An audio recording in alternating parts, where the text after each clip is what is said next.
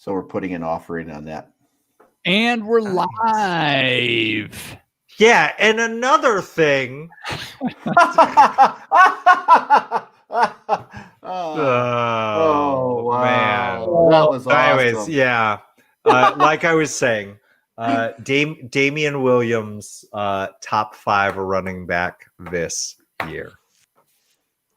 What the fuck are you talking about? Hey, Jeff McKinney. Hey. Hi, Kristen. Hi, Cody. I got 3 cans here just in case. So do I. So I have 2 stovepipes and a shorty. Open like a. So I used to. I don't know if you know this, but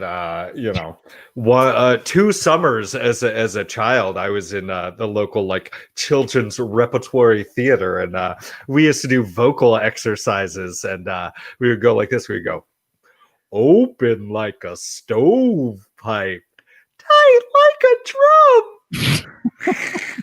Did they record it? Could you buy it in the record store that you were at? Hey, we're recording right now. It's in the annals of history. It's in the. We have it forever now. That's all. I did actually end up helping to. I didn't help, but I'm on an LP. We used to have a spring music festival in our elementary school, and they would bring a recording truck, and they would press a record of. I sang in the chorus, and I also sang in the harmoniers. So I got like 4 songs on that, and then the other side was the orchestra and then the band. So dude, that's pretty cool. And then your parents would buy it for $5 or $6, whatever it was way back in the 70s. You're telling me you got a couple cuts on wax, son? I do. Damn. What are you saying? That is so cool. Put that on the 1s and 2s and just. I know my mom still has it because last time we went to her house in Pennsylvania, it was lined up in all their LPs by their hi-fi stereo. Cody, I know you are anxious about fantasy football. I swear we're going to do something. It's going to be a little bit different this year. But yeah, I'll probably say something about it during the show. So open your ears. I've never had the one I'm starting off with tonight. Ooh, nice. Yeah. All right. All right, you guys all set? Yes. Yeah, man. I am always ready. Yes. I have been ready since first call. Roll. Kristen, you started talking football. Kristen said, wrong show. All right. Here we go. Am I recording? Yes, I'm recording. Here we go. Hey, everybody. Jeremy Rudolph coming to you with Crowler in hand. So grab that fresh Crowler, wherever you scored it from. Crack it open. Join us because we like drinking, and this is where you'll never drink alone. At the sound of the tone, the official We Like Drinking time will be 5 o'clock. Commence consumption.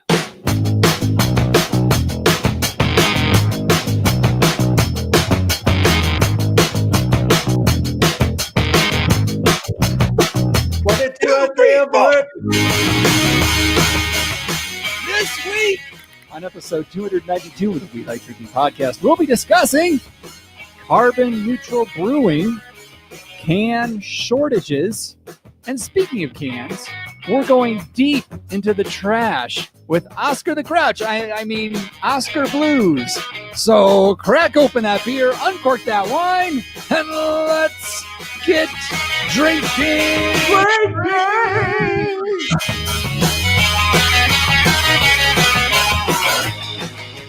Oh, goodness, ladies and gentlemen, welcome to the show. We have got such an interesting show tonight.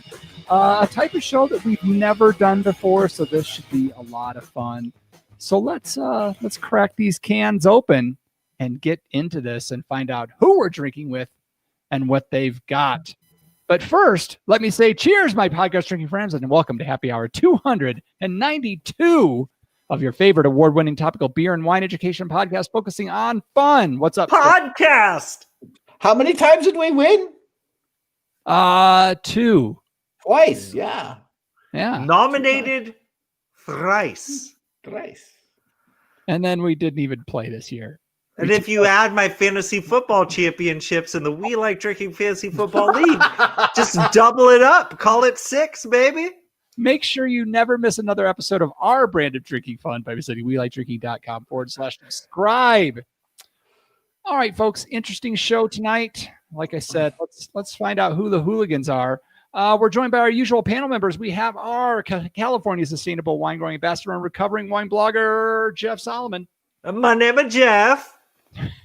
We have our commercial brewer and snake wrangler, John Ruyak. Hey, guys. And I'm your host and certified specialist of wine, Jeff Eccles. Now, this week is our monthly tasting episode, and we're going to take a road trip to northern Colorado to discuss the history and taste the brews from Oskar Blues Brewery, starting up there in Longmont, Colorado, kind of in a way back kind of way. Sherman. All right. Way back with me. Way back in the hot tub time machine. Oh, yeah. Great movie. Like, I really thought that movie would suck, and it was actually pretty good. You know, I saw it once, and I remember what it was about, and I remember laughing. But yeah. Well, you know what I'm not? I'm not the type of person that, like, you know, I can't be the person that watches movies on repeat anymore. That was like in college. And that's because I didn't have cable. So, you know, you had no choice but to watch the same thing over and over again. I'm sure Hot Tub Time Machine is a great movie, but if you've seen it more than once, there's something wrong with you. Yeah, for sure. Absolutely. Okay. So we'll be all drinking Oskar Blues beers, obviously, since Oskar Blues came out the winner in our Patreon poll. But will be interesting. Normally for these, we talk about either a beer style or a grape or a type of wine, or we all drink, $15 white wines or something like that. But today we're going to focus solely on a brewery. So we'll see where that takes the conversation. Maybe a 15-minute episode, we might be out. Who knows? But let's find out what they've got. John Ruyak, what are you going with from the Oskar Blues Brewery? So, interesting, and we may talk about this in Booze News a little bit. At Total Wines, well, first of all, they screwed me up. It's like they rearranged the grocery. You know when they rearrange a grocery store and you can't find anything? How dare they do that on purpose, so you just wander around and pick shit off the shelf, right? Yes. To make you look like a confused old man. That's why they do it. Yes. And I actually did have to ask help from somebody at Total Wines yesterday, which is something I rarely had to do in the beer aisle, sometimes in the wine. I would have expected John would have just taken the L and just fucking sat down in the middle of the store and waited to die. And but I'm accustomed to walking into Total Wines and seeing 4 to 5 Oskar Blues selections on the shelf. Right. And I did not. I had trouble finding the 2 that I did pick up. I did see a variety pack, which you, Mr. Eccles, purchased 15 cans for, I think it was like $15.99. And I already had a pick 6 in my refrigerator, and I drink a couple at work every week. So I didn't feel the need to do that. So I just picked up a stovepipe of Mama's Little Yellow Pills. And then I've got the flagship Dale's Pale Ale. Excellent. Two excellent choices. I did go with the variety pack just because I wanted to taste a couple different things. I did have a lot more options than you did, which makes sense because I am in Colorado. I am starting out with, this is a relatively new one. This is the 1E or the 1Y. I wanted the dude there said, we'll break open the variety pack if you want to. And I felt bad about that. I think, dude, you're really going to break open a variety pack for me just to pick out a beer? And didn't feel like I needed to do that. So, but I was interested in that. So I'll be interested to hear what you say about it. Is kind of the reason I got it, because I hadn't tried this one before. This is a hazy IPA, Jeff Solomon. So I know you're excited about that. 4.0 ABV, and it's only 100 calories per can. So whoa, they're going for like the marathon runner market, right? For sure. This is now the official beer mile beer. Oh no, it can't be. Not too low ABV. It's got to be 4.5. Is that the deal? 5.0. Sorry guys, I thought when we were talking to Oskar Blues a while back on the show, they were going to make a beer mile beer. What happened? Yeah, Bullshit. Yeah. I do too have the original, the Days Ales Pale Ale. And if I get to it, actually, this will probably be my second one. I've got the Cano Bliss IPA. This is a standard hazy 7.2 ABV. Jeff Solomon. Yeah. Hey, I got a couple cans in my glass right now. This is a can of the Citra Flash Mob Pale Ale. It is 5.8%. And if I finished that early, I do also have another hazy as well, Jeff Eccles. It's the Mind Circus Hazy IPA. And so, yeah, I'm really stoked on these cans. Some of you are like, what? Huh? I never heard of those. They're not it's not Oskar Blues. And let me tell you something. We have these lovely patrons that they really help our show out every month with just a small little, it's chump change that they just throw our way every month, and they get to interact with us more. By the way, it's welikeDrinking.com/pledge if you want to become a patron of the show. They vote on our tasting episodes. And as we were leaving the last episode, Russian River Brewing was on the top of the list. And I said to myself, there's no way Russian River is not going to be the brewery that we're going to go with. And I live in California, so I was able to get a mixed case of Russian River sent my way with some stuff that, and it's all fresh and it's all awesome. And, look, they're just in the moment. They're always working through things. They decided because of the fires and because it's been so hot, they're like, we're not sending anything in bottles this week. It's all cans that they've never made before. I was super stoked on this. And then, I find out a couple days ago that Oskar Blues won and that somebody actually changed their vote to make that happen. Was it our buddy Cody? I don't know. He's one of the suspects. So yeah, unfortunately, I'm stuck drinking some Russian River beer in cans. This is the most delicious bullshit I've ever had to deal with in my entire life.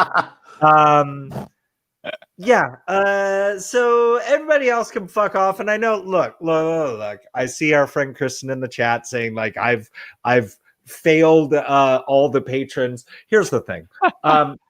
I've had plenty of Oskar Blues in the past. I was actually going to take one for the team and get some Oskar Blues delivered to my house today, but the one establishment that delivers in my area, I have to believe they actually have Oskar Blues there, but they did not. They were so lazy they didn't even put the SKU onto the internet.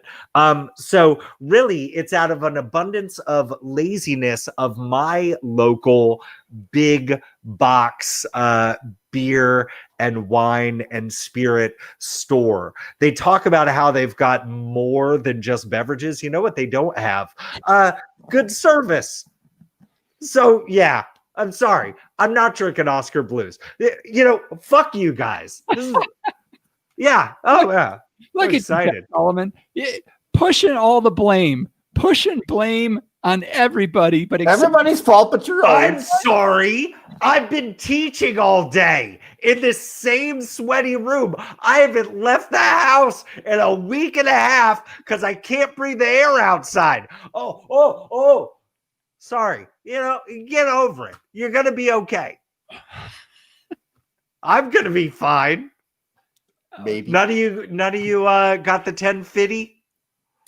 No, Couldn't find it. it doesn't come out till October, September. Yeah. September, it says. September. Yeah. September. You don't yeah. save them from the year prior? I guess there's some places you can get some barrel aged stuff, and that's instead of $12 a 4-pack, it's like 18. But Nice. and that's not for stovepipes. That's for 12 ounces. Yeah, that's for sure. Yeah. I have made that mistake before. That's okay, Jeff Solomon. We totally understand. Things like this happen. So we know that you're gonna come represent hardcore the Oskar Blues history when we start talking about it to make up for not having not having the Oskar Blues. Too cute. That's what I love this show. Why I love this show. That was beautiful. Did you like that? Yeah. All right. Let's see. That's everything we're drinking. So before we get into the Jeff Solomon explaining us all about Oskar Blues, let's do a little bit we like to call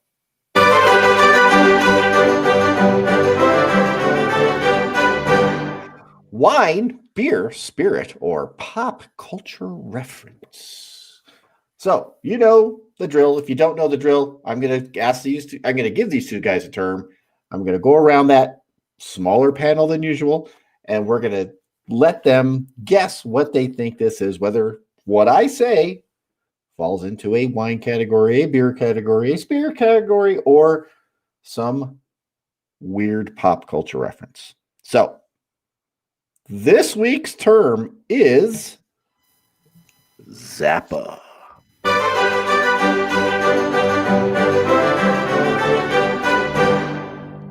Zappa. All right, so let me spin the wheel.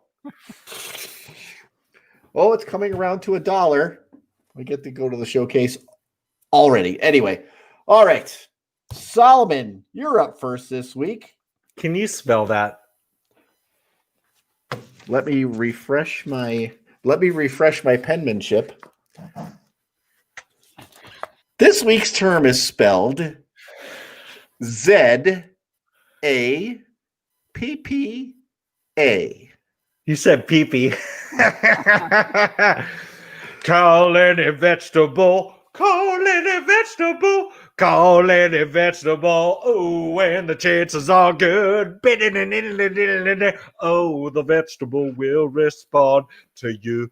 Ooh, rutabaga, egg a rutabaga, egg a rutabaga, egg a rutabaga, egg a rutabaga. You know what? Go with where Eskimos go. Don't you eat that yellow snow? You know what? The thing is, I only owned. I think anyone could only handle one album from Frank Zappa, and my jam on wax is Absolutely Free by Frank Zappa and the Mothers of Invention. Again, the Duke of Prunes. I mean, come on, you gotta love that crap. Big Zappa fan. So I'm gonna say that this is straight up a pop culture reference, and John Ruyak is throwing that out because he's like, these whippersnappers today, they don't know good music. I don't know if you know this or not. I used to work at a record store. Really? When was this? I don't know if you know this or not, but my father, when he was in college in Berkeley, California in the 1960s, he worked at a record store. The same one you and worked at? his father before him worked at a No, actually, he didn't. He was a social worker. But his father in Lithuania invented the record. What I'm trying to say, I mean, Italy. Sorry about that. Italy. What I'm trying to say is, yeah, it's just that simple. This is Zappa, as in Frank Zappa, and the Mothers of Invention. That, or it's a beer term and it's a type of hop. What you going with? Well, you got to pick one. You can't go with both. Yeah, I'm gonna say beer term. It's a hops variety named after Frank Zappa because it's just all dirty and it gets down, but it hits these crazy points and it makes you think. All right, so you're going beer term. Yeah. For all that, you're going. It's a hops variety named after Frank Zappa. All right, Solomon fucked it all up. He was supposed to go where he was going and say that this was a pop culture reference, and I was going to come in and say it was a beer term. In the meantime, throw out some shout outs. But fuck. Solomon, what the hell? You can't get anything right tonight. P.S. Jeff, find out what the people in the chat are drinking. So I'll tell you right now that Kristen, her first thing was like Frank Zappa. Dimitri, hello Dimitri. Hey, Dimitri. He's saying that it's a wine made by and named after a mobster in Brooklyn. I believe that's Brooklyn, New York. Oh, yeah. Fun. Yeah. But let us know what you're all drinking in case anybody's drinking some Oskar Blues, because I know you are, because I saw it on the gram. So, I think the first inclination, because our good friends Stub and Kern are recording their 100th episode of the One Bourbon, One Shard, or One Beer podcast tonight, as a matter of fact. As we speak. So I think there's a really easy play here to go for this uber low-hanging fruit and go with the Frank Zappa pop culture reference play, which I was hoping Solomon would do, but he didn't. So he went with the beer term, which I kind of agree with and where I was going to go. But since, when Jeff Solomon goes high, I will go low-hanging fruit, and I will say this is a pop culture reference for Frank Zappa. Fuck you, Kern. And that's what I'm going to go with. All right, so we got a beer and a beer / pop culture reference and a pop culture reference. And Dimitri says it's a wine term. Oh, okay. And I'm just going to say that Cody says it's a spirit term. And by the way, Kristen is drinking the Death by Affogato from Oskar Blues tonight. Nice. Way to go, Kristen. Yeah, that's awesome. This week's term, Zappa, is in fact a beer term. It is a new hop varietal of the Neo-Mexicanus variety. Neo-Mexicanus was first discovered as a wild hop in the Taos area about 15 years ago. They've been propagating new varietals out of that for a number of years, and they're just now reaching commercial production levels. Zappa is 6 to 8% alpha acids, and it's spicy with strong notes of tropical fruit, including mango, passion fruit, citrus, and pine, and additional flavors of mint and fruity pebbles. TV dinner by the pool. I'm so glad I finished school. So I'm going to have to give half a point to Solomon for being indecisive about which direction you wanted to go with it. Zappa.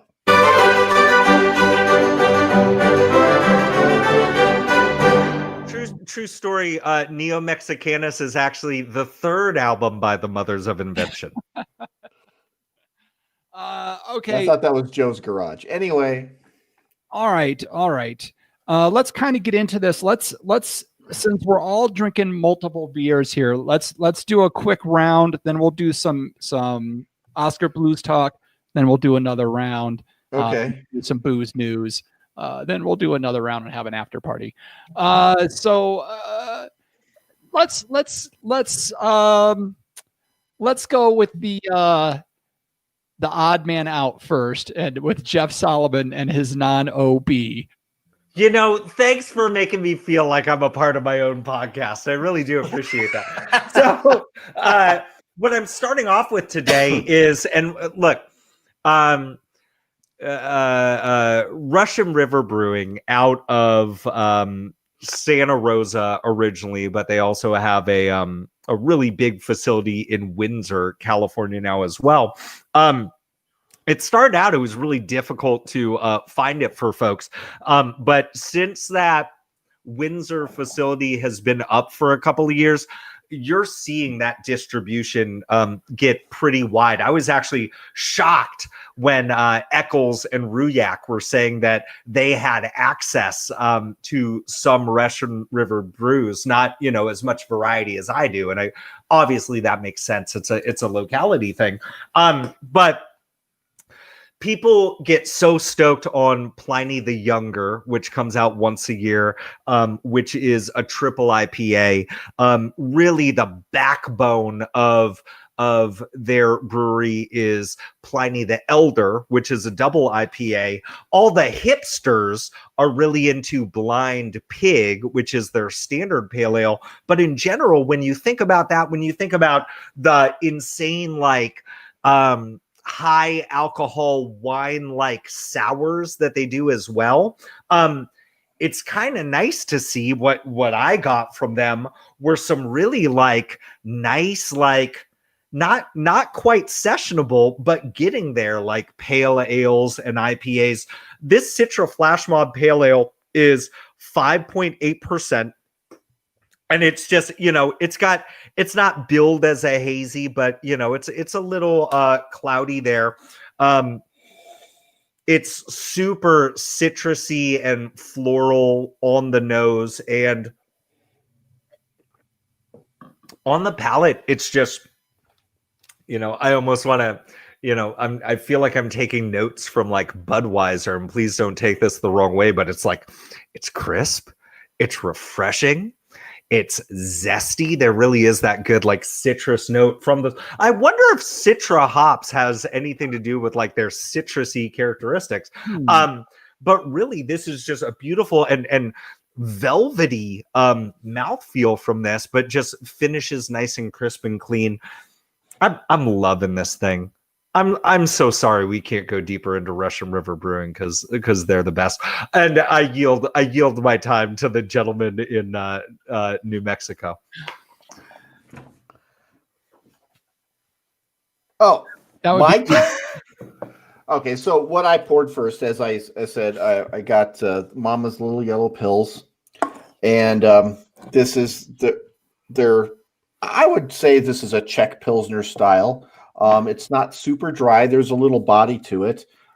This thing clocks in at 4.7% ABV, and I'm looking at their website, and the IBUs are 33. So that's pretty crisp, and that's in the Czech Pils style. So it's super clear as it should be, nice and yellow. What I did notice is that the head does not retain in this. I pre-gamed with a Sierra Nevada Oktoberfest for dinner. We had some leftover homemade Indian food, and it was quite spicy, and that Oktoberfest went well with that because it was kind of sweet and malty. But that was a couple hours ago. Anyway, I just finished off my stovepipe, and you can see there's not a lot of head retention on this. Yeah. Which tells me, this was super clean glass, just came out of the dishwasher last night. I rinsed it with water before I poured my first beer in it. Usually loss of head retention means there's oil in the glass. There's no oil in this glass, so there's just not a lot of head retention there. There was a little bit of fizz when I poured it. Regardless of that, the taste of this is pretty classic Czech Pils. Awesome. You're muted, Jeff Solomon. One thing I did want to ask, and I hope you got the half a fuck in there, because I think half a fuck's better than a full fuck. Wait a second. Oh shit.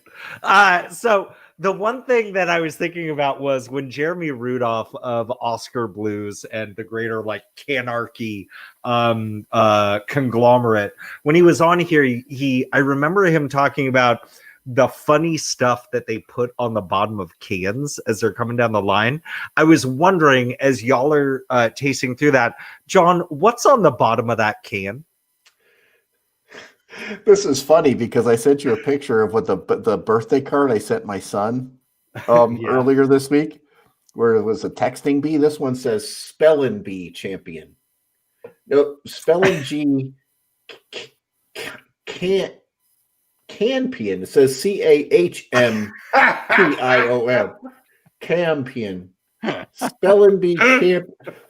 Well, I guess that's a play on letters, right? Not a play on words. Right. That's good. That reminds me of like when you would open up like was it the Mickey's malt liquor? You'd read like the inside of the bottle cap. It's always funnier when you're drunk, by the way. Absolutely. Okay. All right, so I'm starting off with this 1Y or 1E IPA. Like I said, this is a 100-calorie hazy IPA clocking in at 4% ABV. Do I have? And I don't have the IBU. So again, John, similar to you, like a little bit of head retention, but not a whole lot. The aromas on it, a lot of tangerine, like a whole lot of tangerine. The flavor profile is really nice as well, but it's very much an IPA. So this beer confuses the hell out of me because it's sessionable in that it's 4% ABV, but it's an IPA and it's pretty strong on the hops. There's a pretty good hop profile to it. So it's really not a crushable beer. So I enjoy it. I mean, this is very good. But you know, if you're thinking that this, you're really like, if you're looking for the IPA that's going to let you watch your figure with a little bit lower calorie count, then this might be right in the wheelhouse. But you know, if you're looking like, oh man, I'd like to have go to the beach with a little bit lower ABV crushable IPA. I don't even know if that's really a thing. This doesn't hit that mark.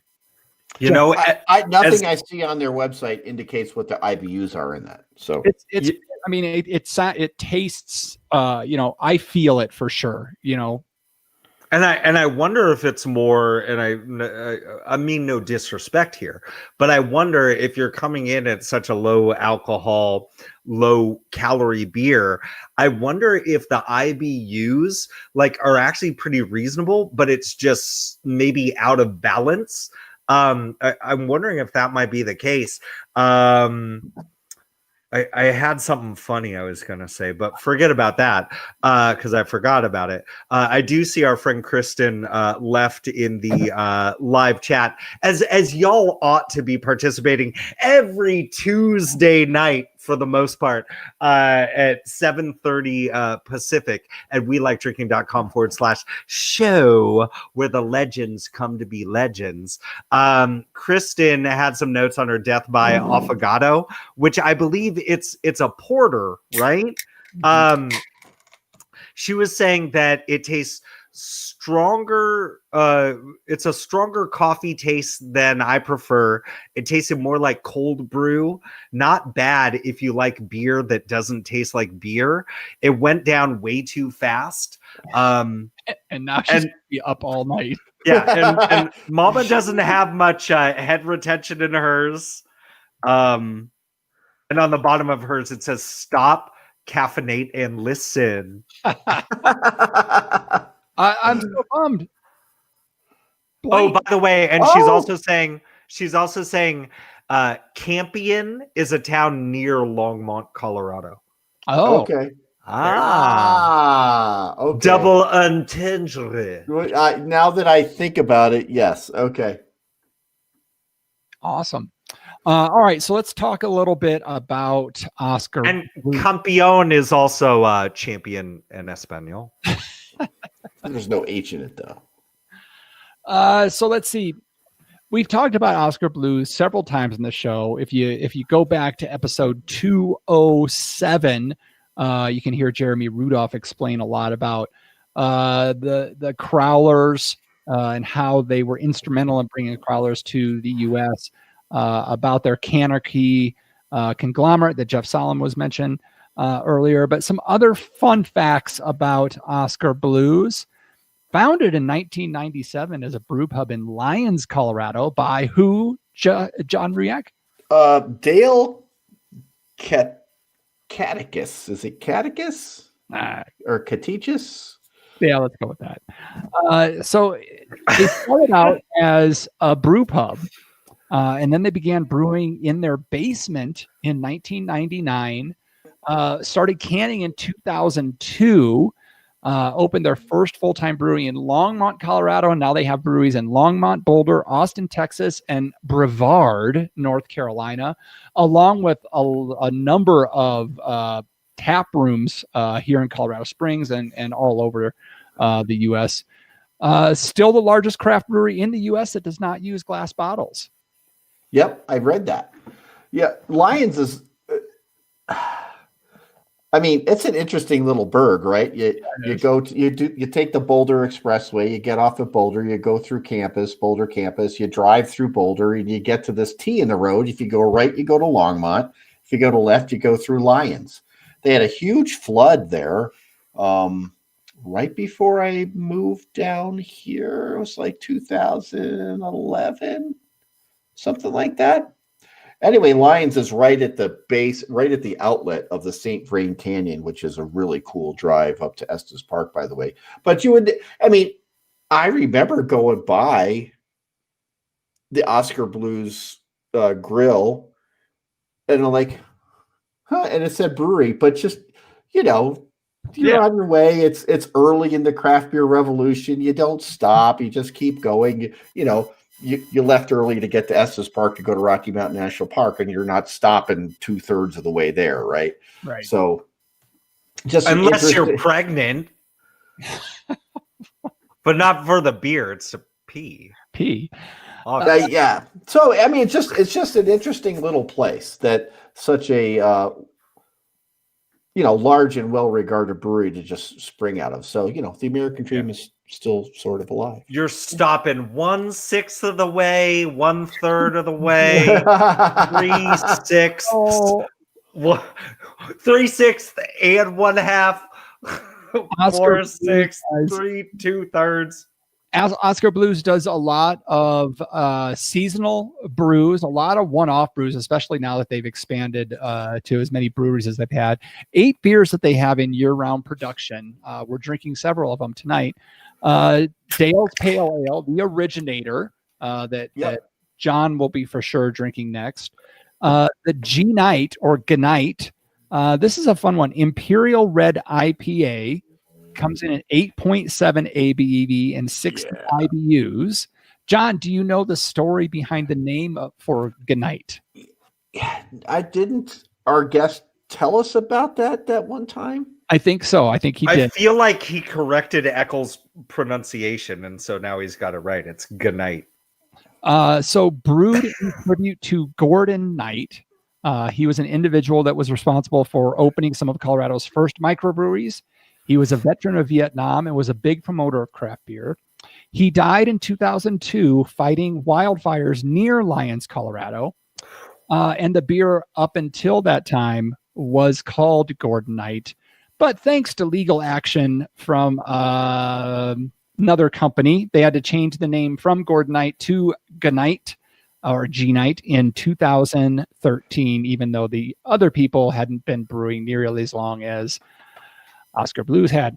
Then we also have John Riak, the Mama's Little Yellow Pills, the 1E or 1Y IPA that I'm drinking tonight, which was just released in 2019. Rosé for Days. This is a rosé style ale brewed with prickly pear and hibiscus. Very pink in color. Cano Bliss Double IPA. That is the one I will be rocking here if I get to it.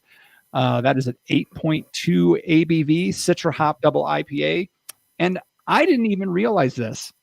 Wild Basin Boozy Sparkling Water, been made since 2018. all kinds of flavors that I don't even want to get into. So that's what you get year round. John, what are some other ones that you can think of? Well, I mean, there's obviously the 1050 and the barrel aged 1050, which, I mean, the 1050 straight up is a top 25 beer on the planet. There's absolute, I don't think anybody would question that. That's just, for me, that is the beer that said, yes, beer can go in cans. Yeah. Okay. Yeah. I can. For me, that was it. And I'd had Oskar Blues before, but it was always on tap. The first time I had Oskar Blues was at a restaurant in Dillon, and there's a brewery in Dillon. I had Dillon Dam beer, and then I had a Dale's Pale Ale after that. Had a good burger there too, and then we drove home. But yeah, so I hadn't, the first craft beer I had in a can was 1050. It is such a good beer.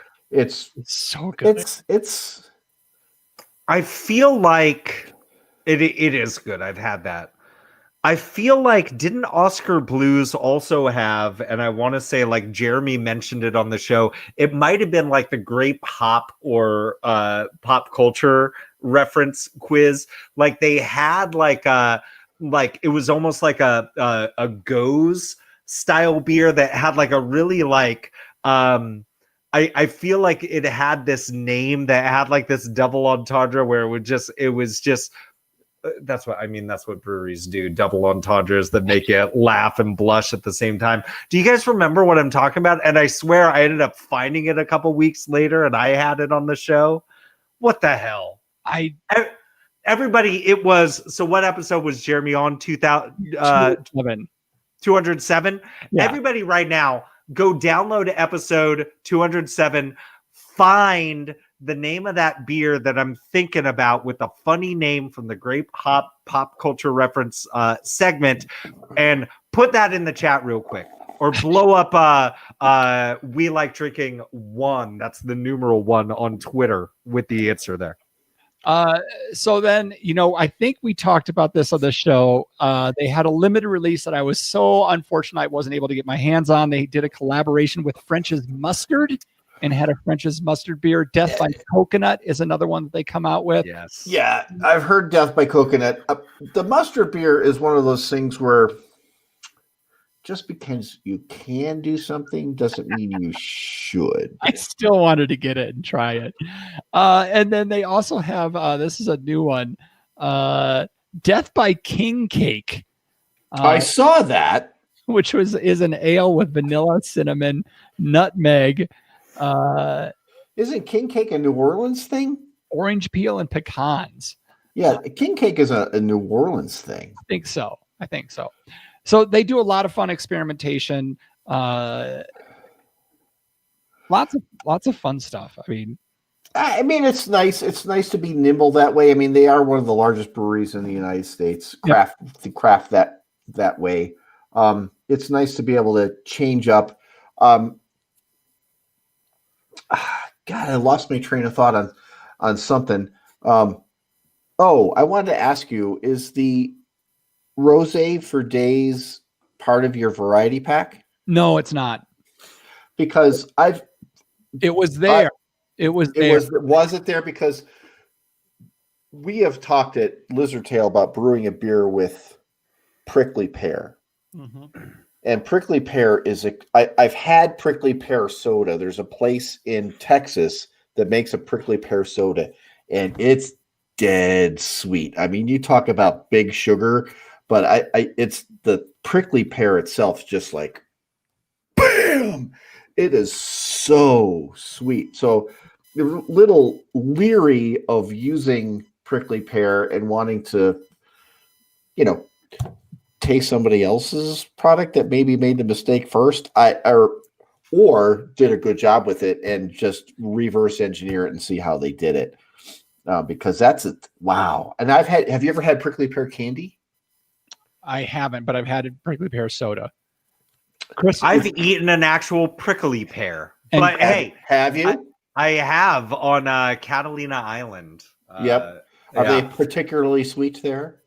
I don't recall. I think it was more like I was on a trip in junior high, not like a mystical trip. How dare you, motherfuckers? Oh, did you get lost? Did you get lost and you get for a No, couple no, of days no. and you But survived on the off the land on the and you're juice of eating- the prickly pear cactus. No, they talked about like if you're ever stuck in a desert, bro, you gotta get the prickly pear. Our friend Kristen just chimed up in the chat. She said, "Look, motherfuckers, Oskar Blues is a New Orleans themed restaurant, so it only makes sense that there would be a New Orleans theme in that can." Kristen also correctly said that Death by Coconut is an OG. That used to be a year-round produced beer. Now they have made it into a seasonal beer. And John, I think that comes out in September. No, Death by Coconut comes out in October. Yeah, And I believe so. yeah, I think that's right. But yeah, that is one of their OG brews, and it is very good. It is one of the best coconut porters I've had. Can I say something right now? Because I'm sure that this comes up sometimes when people have a conversation about the name Death by Coconut. There's always going to be some jackass that goes, "Did you know that more people die from coconuts than get struck by lightning every year?" No, I didn't know that because it's not true. So I just want to throw that little nugget out there. Nobody keeps a record of how many people die from coconuts on the planet, but I guarantee you it's way smaller than you think it is. So don't give me that, "Oh, did you know?" Whenever you start with, "Did you know?" That's like pre-internet just bullshit. Did you watch out at the gas station, somebody's hanging out underneath your car and he's gonna slit your Achilles tendon. Like, no, people aren't waiting under cars to slit your Achilles tendon. Why would you get dirty if you're gonna slit somebody's Achilles tendon? I'm sorry. I just want to Solomon, you're cut off. You're cut off. If you start to did you know when it comes to like people dying by coconuts, just stop it. You don't know what you're talking about. Okay, so let's get into our second beers because somehow where we're at as a panel is only one beer in. Before we get into some fantastic booze news, let's go with the rule follower, Jeff Solomon. I want to take you inside of my mind because it's a circus. You know what I'm saying? It's intense. You know what I'm saying? This is Thank you. I coined that phrase, by the way. Intense. I'm like a circus. Intense. That's all me. Jeff Solomon wrote that. Mind Circus. Hazy IPAs. I fucking hate hazy IPAs. You know what I hate is just people like billing things as hazy IPAs. Just because I'm sick of it. Just have one on your restaurant's list. Just one that you get to call a hazy. Anyways, guess what? I poured this thing from Russian River. It's hazy. It looks like orange juice. On the nose, it's beautiful. It's like this like peachy, nectarine-y, like stone fruit situation on the nose, and on the palate.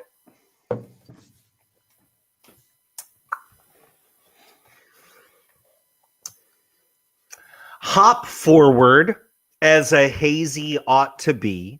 Quite juicy, and yet balanced and approachable. I'm going to enjoy this.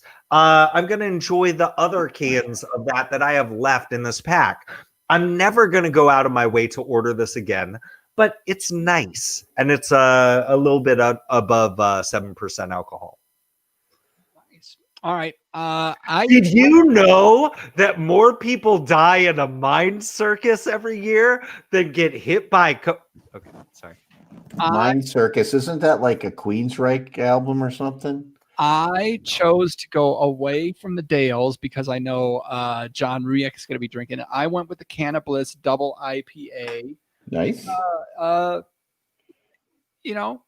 decent orangish kind of color on this one. It's a little bit on the hazy side. Is it kind of dank, bro? A little bit dank, and it's really interesting going from the hazy before straight IPA, 100 calorie, 4% ABV. That was very light, refreshing, crisp, clean. This one, like you said, it's more on the dank side. I somehow I think the glass is heavier. I don't know if that's that technically that's probably true. It should be if it higher calories. I'd imagine it is. And it's about 3.5 grams heavier, bro. Yeah, man. Yeah. And it's definitely weightier when I'm drinking it. It's danker when I'm drinking it. Not nearly as crisp as it doesn't have the pop of tangerine, but still, it's just a delicious double IPA. 7.2 ABV. John, Granddad. We'll let Granddad go with the Granddad. Well, there you go. This is the flagship. This is what started it all. This is Dale's Pale Ale. I think this is a little bit of a misnomer. I do too. This is a 6.5% beer, 65 IBUs. This is not an American Pale Ale. This is not Lizard Tail, Musical Highway, APA. This isn't Sierra Nevada Pale Ale. All those are 5.4, 5.6, 32 to 35 IBUs. This is 6.5 and 65 IBUs. This is an IPA. And it's got some gravitas to it. Like, yeah. So when I was commenting about the head retention, now I'm going to do a caveat here. I drank the rest of the Mama's Little Yellow Pills. It went down my gullet. And then I poured the Dale's Pale Ale in, and I poured it hard. And I got a good rocky head. But I only poured it halfway up. And then I poured more on top of it. I let that entire first head go away. I poured more into it and now it's hanging out. Mm-hmm. Okay, so we've got some residual sugars. We've got some residual protein. You would expect that from a beer that's this big. And it doesn't, it's obviously what I love about even big hoppy beers, when you smell malt behind it, you're going to get enough body in the beer to carry all those hops, which is cool. And you definitely that in that. Yep. So I would say there's a good hefty amount of Munich malts in this. Can't say for certain, but that's a German malt that's generally used for giving you a malty flavor. And it's very good at carrying hops of any kind. Just because it's a German malt doesn't mean it doesn't work for any kind of beer. Hey, can we talk about the color there? Because it might be from where we're at, but that is a dark. It is not as dark as what you guys are seeing on your screen. I would man, I'm trying to think. It's more amber than it is. It is more amber for sure. I'm trying to think of something that would be comparable, but I really can't at this point. Like it's not as dark as a Fat Tire, right? No, Fat Tire is an amber. Yeah. Like I mean, it looks like it tastes maltier. Like it looks like if you have 65 IBUs, you better have some malt heft in there to carry all that. You know what it looks like? It looks like a Dogfish Head 60 minute. Like if you held that up there. That's not a bad. Although Dogfish Head is a little bit paler than this. And so to the palate on this one, because Dale's has got one of the most unique palates to me for a pale ale. It's an IPA. I don't think the hop additions on this are super complex. Mm-hmm. For our IPA at Lizard Tail, for our double IPA, we use 4 different hops. We use a bittering hop and then 3 late additions. Same with the double IPA. Our pale ale, the Sierra Nevada Pale Ale, there's a bittering charge, and then two really late additions. To me, this seems like and they don't tell you what it is. It's citrusy, yes. They say floral in the notes. I don't really get it. I get more citrusy, and then the malts take over. I'm thinking this is a 2-hop beer. And I think that doesn't mean it's not complex. Right. Yeah. Okay. But the genius of this is the balance of between the malts, the way they attenuated it, and that's what I mean by the fermentation and whatever temperature they mashed it at, the residual sugars, how it's blending with the hops and the malts. That's the beauty of this beer. So let me ask you this, John. This is a beer that's been around for a long time. And when we talk about like a Sierra Nevada pale ale, we talk about it's kind of been left to history almost a little bit, in that everything is kind of ran right past it as far as like pale ales and IPAs, and it doesn't, it's not I don't know, it's antiquated a little bit. Sierra Nevada Pale Ale is still an entry level beer. Yeah, it's an entry. You start with Mama's Little Yellow Pills, or you start with Lizard Tail, Blue Tail Blonde, or you start with a light bodied Belgian or something like that. Something where the IBUs are 20 to 30, and then you jump into the 30s. And this is and we've talked about this before, the death of flagship beers. And I was a little concerned about buying this and tasting something that was past its marketable prime. Okay. And I don't want to say this is retro. What I'm saying is that this is a standard bearer. Okay. I feel you. This is a standard bearer. Now I wouldn't say that this is not a West Coast IPA. This is not. It's Dale's Pale Ale. It is Dale's Pale Ale. It is a singular product. I get that. Is that what I was trying to say? This is you don't judge it against anything else, because it's unique. It's its own thing. And that's kind of what you said it very well, because that's what I was trying to go to. Is it's this very unique thing that's been around forever. It really hasn't been copied, because I think people have gone other directions, and this is just left standing there on its own very well. Yeah.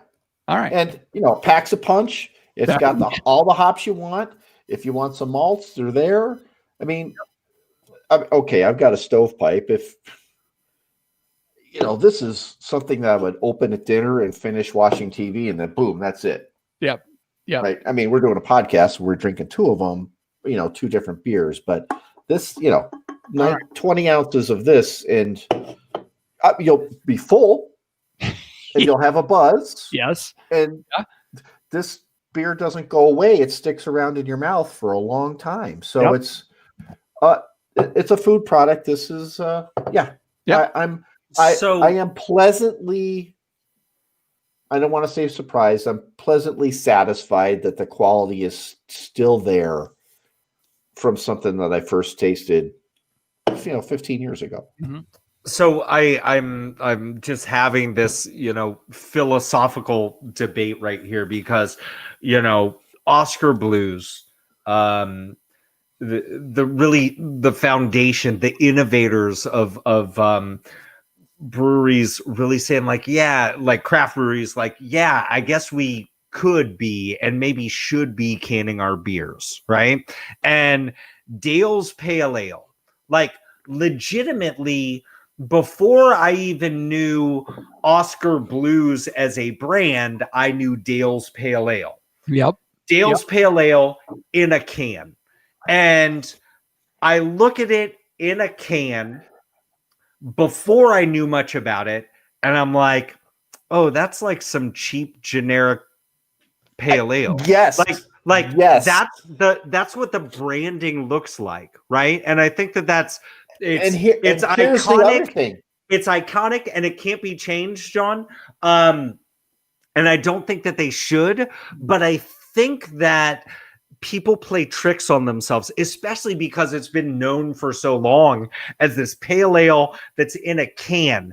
And my fear is how many people buy beers in cans and have never poured them out into a glass to really get that full body. And I bet you there's a strong percentage. I want to say almost, if not over 50% of people that have ever had Dale's Pale Ale in their life have never had it in a glass.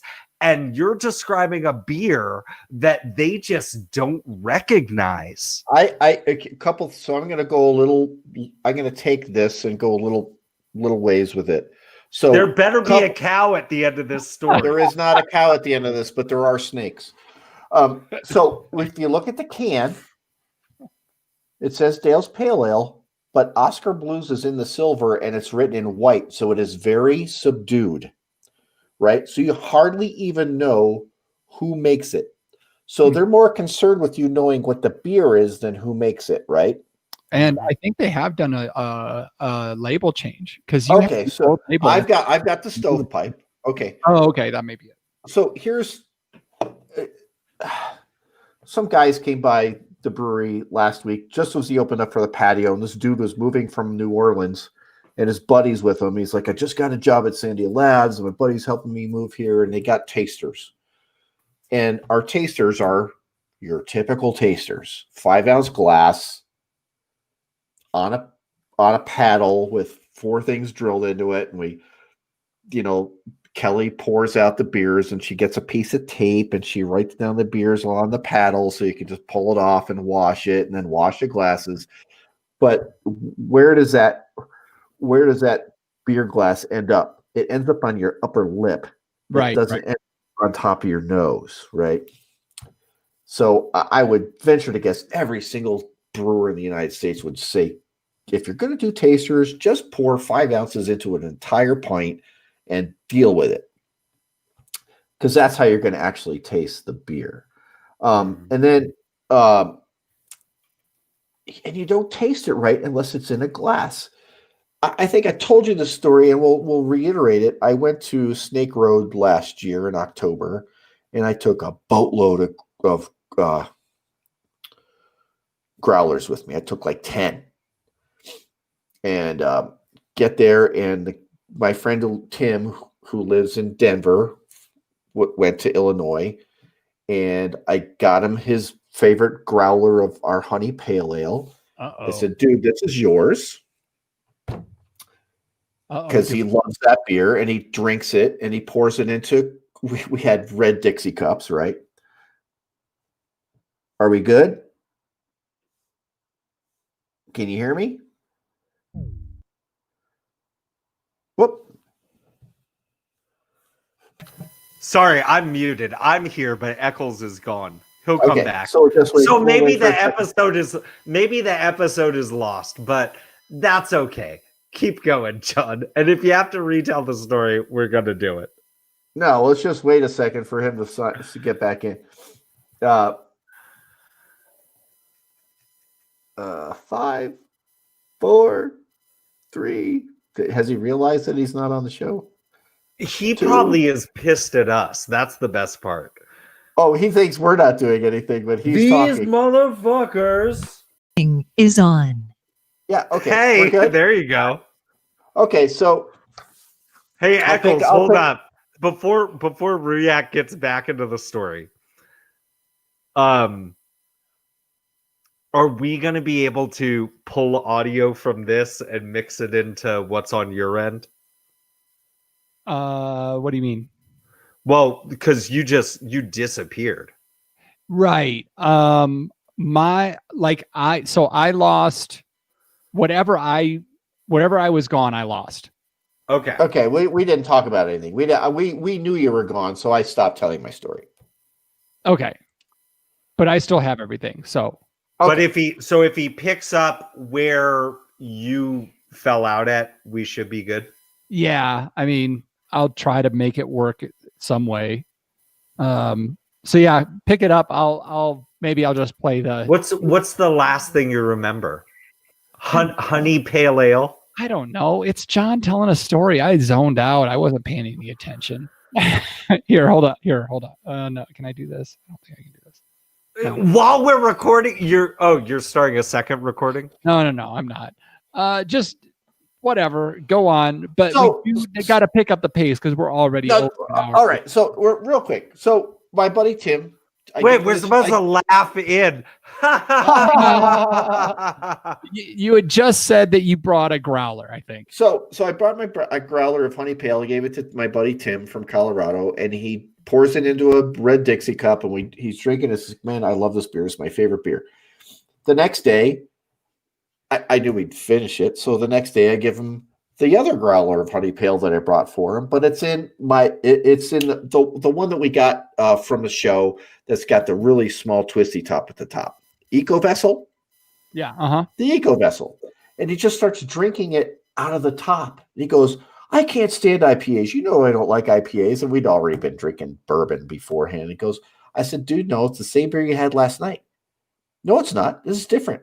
I said, dude, look at it. It says Tim's beer, Tim's honey pale ale. I put it on a piece of masking tape. I said, let's just pour it into a glass. I poured it into the glass, or poured it into a red Solo cup, and he drinks it. Oh, this is my beer. Yeah. So the way you drink things changes its perception. And then a cow ran by. So people, don't drink your Dale's Pale Ale out of the can. Pour it into a fucking glass. Yeah. That's a long way around to say it, but that's me. That's the way it goes. All right. If I've been kicked out of the room, we've gone on and on about Dale's Pale Ale. Jeff still hasn't drank a right beer, and the cows have come home. It must be last call. We didn't even get to talk about frickin' CO2 negative whatevers. I think that's going to be the Patreon's after party coming this weekend. Just a heads up.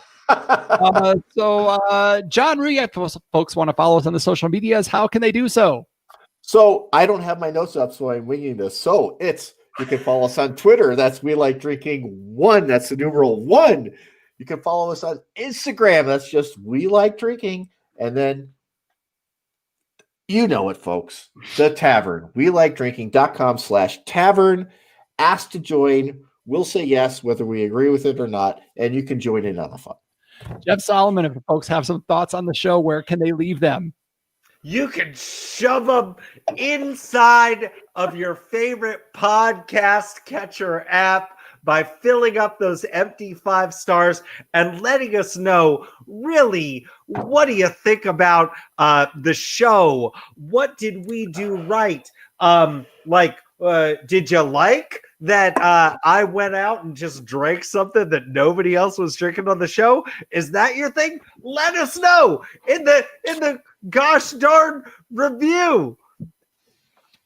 That's it. I just have to chime in that Kristen says, and that cow had never seen a car before.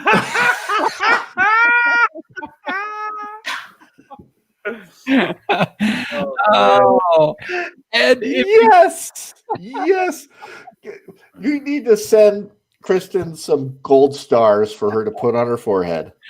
And you've done all that, and you want to do more.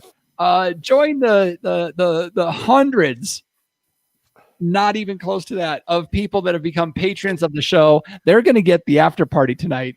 And judging by the speed at which we're drinking these beers, it may be a pretty fun after party. You can find out more how you can get free stuff, extra shows, access to us, help us decide shows, all kinds of awesome stuff by visiting WeLikeDrinking.com/pledge to find out more information on how to become an Uber supporter. You can also find the show notes for this episode with all links to the stories or mentions we had at WeLikeDrinking.com/episodes. All right, folks. It's a double IPA, pale ales, Russian River Brewing, for those that don't know how to follow instructions. The time of the show where I get to say, okay, panel, let's take one last trip around this table and get some final thoughts before we shut off the lights. John Ruyak. Two really quick things, and I really do mean really quick. I'm glad we don't really have the conversation about whether craft beer should be in cans anymore. That conversation's over. It's cool. And I think I figured out the hops that are in Dale's Pale Ale. If you mix Centennial and Nugget in equal quantities throughout the boil, so whenever you add hops, you do it in equal, you get the flavor of orange. There is orange flavor in this beer. I'm guessing it's around that direction. So nicely done, Jeff Solomon. I was just thinking, out of chaos and out of pressure comes beauty, right? And this has really been a gem of an episode. Dare I say, a jewel of an episode. And speaking of jewel, cut the music. Who will save your soul with a curse and a shine,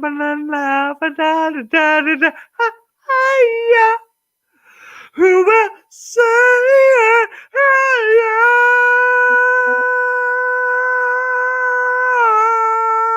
soul with a curse and okay, bring it back. So let me just say something. Jewel seems like a super nice person. She really does. I've seen her interviews. She seems super nice. And even though she's got some minorly, like she needs the orthodontist. Go talk to Mike Aranis. I know what you're going to say. Just a little bit. She's way cuter than you. Way cuter than you. Should I show my belly next time?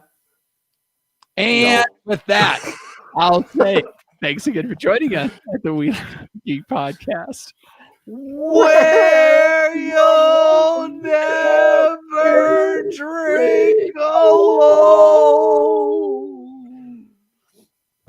Holy shit. The fuck just that's a fuster cluck of an episode right there. Oh, my word. Oh my god. Fantasy football. So real quick, I see recording, so no, that's okay. We're still on the interweb, right? Yeah. I see Cody. I saw Dimitri checked in. I don't know if Dimitri's still here.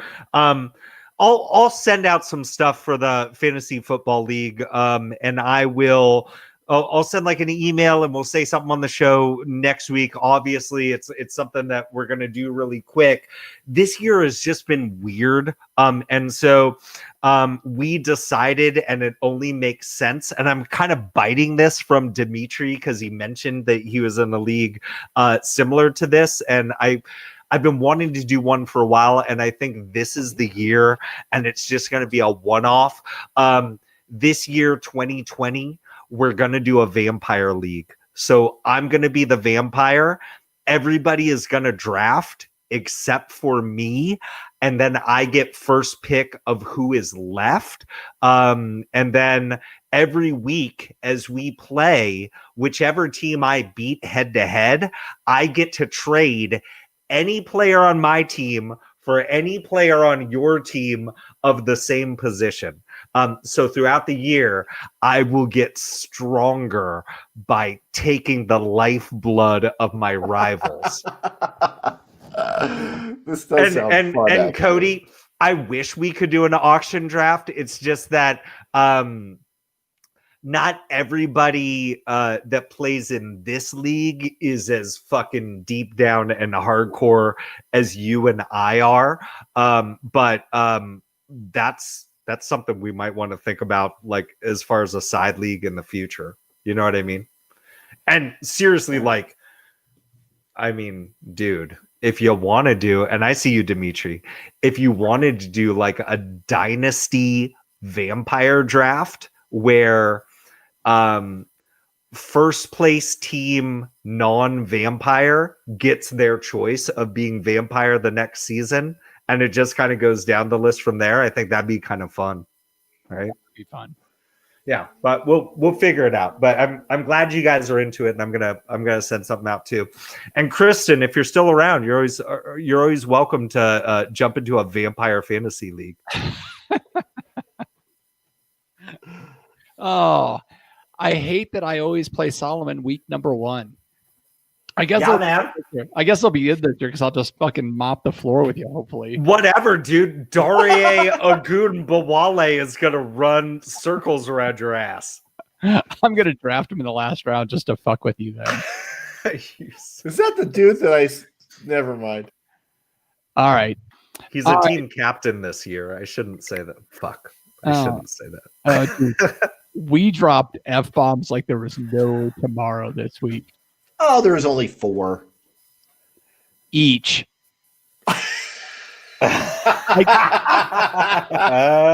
Jeff dropped 4 in like a 10-second time span. I talked about half fucks and full fucks. And ended it with a shit. Oh my god. All right, YouTube. Yes, I thought we were off. I'm sorry I dropped more fucks. Kristen, it is exactly like True Blood. That was exactly what Jeff Solomon is talking about. So, hey man, special teams. We're actually special teams is going to be a position this year. I'll find a way. I'll find a way to quantify fucking football mentality. He just goes for it, man. All right, YouTubers. Thank you all so much. That was awesome. Always love having you guys that can join, especially y'all out there on the East Coast. Who is from the East Coast? Dimitri, man. Oh, Dimitri. He's like on the verge of Central. No, because he's up in New York now. Oh, is he? Oh, yeah. Shit. He's back home. He's in Happy Land. Yeah, is the city that never sleeps, dude. Yeah, that's true. Yeah, I know how it goes. All right, y'all. So look for oh good lord. Look for an after party this weekend where we're talking about carbon neutrality. Should be fun. All right. Talk to y'all next, and we are Tuesdays from now on for the foreseeable future. There are a couple, I think, in September that are going to have to be on Wednesdays, but for the most part, we're Tuesdays from now on. Talk to y'all. Bye, y'all. Peace.